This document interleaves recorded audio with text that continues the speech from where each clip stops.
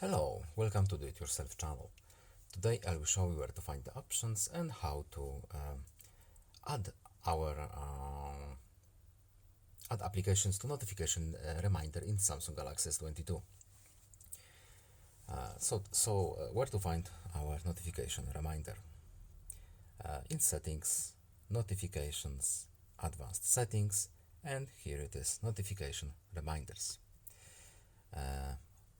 To choose which application our reminder will remind us of, we just tap and that's it. Single tap any application that we want to be reminded of our existing notifications, and no need to save, just back out. And as you can see, apps to get reminders for, we have 11 apps chosen. That's it. I hope this video was helpful to you. Please leave a like and subscribe. Have a nice day and see you in the next video. Goodbye.